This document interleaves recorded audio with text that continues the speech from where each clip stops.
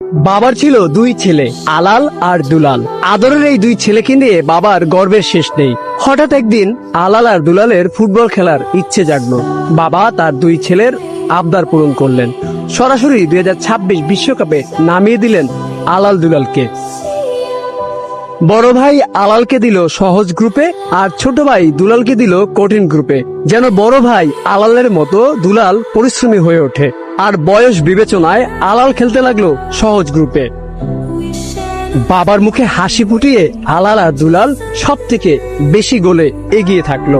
ছোট ভাই দুলাল পরিশ্রম করে এগিয়ে যেতে থাকলেও বিপত্তি বাধে আলালের ম্যাচে।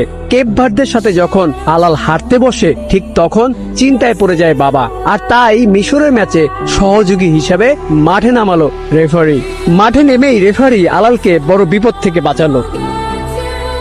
আলাল ও দুলালের বাবা স্বপ্ন দেখছে তার দুই ছেলে ফাইনাল খেলবে, তবে পরিকল্পনায় বাদ সাজে কিছু দল। তারা ভালো খেলে তার টেনশন বাড়িয়ে দিচ্ছে।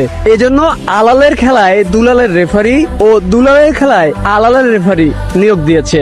মিশরের ম্যাচে আলাল যখন বিপদে পড়ে, তখন দুলালের একজন রেফারি তাকে বাঁচায়। আর তাই দুলালের ম্যাচে খুশি হয়ে আলাল 5 জন রেফারি পাঠাবে বলে জানিয়েছে।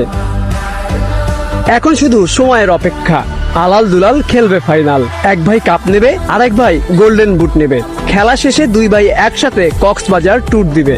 আর তাদের আনন্দ উল্লাসের সব খরচ বহন করবে গর্বিত বাবা ফিফা সভাপতি। সন্তানের প্রতি এই ভালোবাসা ইতিহাস হয়ে থাকবে যুগের পর যুগ। আর আলাল দুলাল বেঁচে থাকবে প্রতিটি ভক্তর হৃদয়ে।